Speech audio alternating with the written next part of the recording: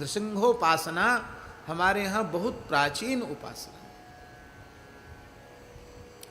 प्रसंगवश एक बात कह दें, हमारे भारतीय जीवन शैली नृसिंहोपासना से ही आरंभ होती। कैसे? हम झूठ बोल रहे होंगे तो हमारी माताएं जो है ना वो हमको टोक सकती है, कहें नहीं नहीं बाबा जी आप ठीक नहीं बोलो, आप ठीक बोलो। बड़ी बूढ़ी मैया बैठी के ना है? अरे कोई बड़ी बूढ़ी मैया है कि नहीं? ले एक बड़ी बूढ़ी ने हाथ खड़ो कियो। देखो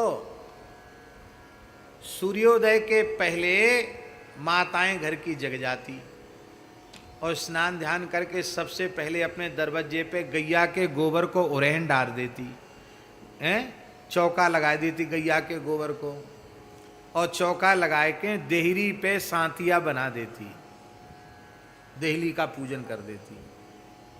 ये देहली का पूजन और उड़ेन डालना, चौक पूरना, ये सवेरे सूर्योदय के पहले ही संपन्न हो जाता। ये देहली क्या है? ये देहली साक्षात नरसिंह भगवान का स्वरूप है। क्योंकि जब भगवान नरसिंह ने हिरण्यकशिपु का वध किया तो भगवान देहली पर विराजमान हो गए, क्योंकि उसने वर मांग लिया था, न घर के भीतर मरूं न बाहर मरूं। भगवान ने दिमाग लगाया, देहली न घर के भीतर होती न घर के बाहर, बीचों बीच होती है। भगवान देहरी पर बैठ के बोल, देख तेने ब्रह्मा जी से वरदान मांगा था, न भीतर मरूं न बाहर, बोल तू कहाँ है, न भीतर न बाहर, बीच देहरी पे। तो देहली भगवान नृसिंह का आसन है, इसलिए देहली को प्रणाम करके भीतर प्रवेश करने की मर्यादा है। देहली पर खड़े नहीं होना चाहिए। तो सबसे पहले देहरी का पूजन और धूप दीप जब माताएं हरदी अक्षत वहां चढ़ा देती थी तो घर में कभी कोई अलाय बलाय घुसती ही नहीं थी। अब रात में देर तक तो उनको टीवी देखना है, नहीं तो मोबाइल चलाना है, और फिर सवेरे सूर्योदय तक सोना है। तो कहाँ ते उड़ेन डालेंगी? और देहली बनाने की तो लोकेश जी, देहली बनाने की तो सभ्यता ही समाप्त हो गई। कम से कम कुछ अटका तो था, रोक तो थी सीधे घुसने पर। देहली है ही नहीं। मेरी प्रार्थना बढ़िया से बढ़िया मकान बनाओ, पर अपने मुख्य द्वार पर देहली अवश्य बनाओ। हमारे नंद बाबा की देहरी ऊंची न होती तो ठाकुर जी की एक लीला कम हो जाती।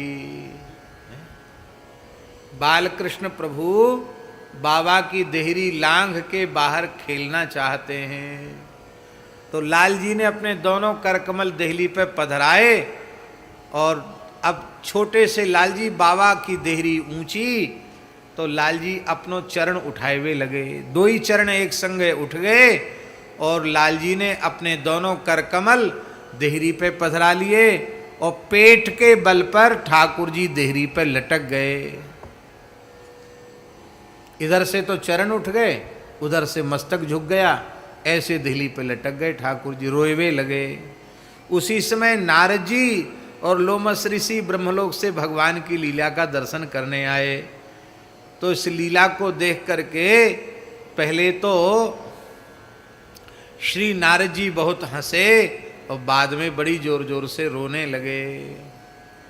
लोमस जी ने कहा, हंसने का तो अर्थ समझ में आया कि आज वेदांत का सिद्धांत नंद की देहली पे लटक रहा है, लटकंत ब्रह्म का दर्शन हो रहा है। ये तो देख कर के लीला देख के आनंद होना तो अच्छी बात है, पर रोए क्यों?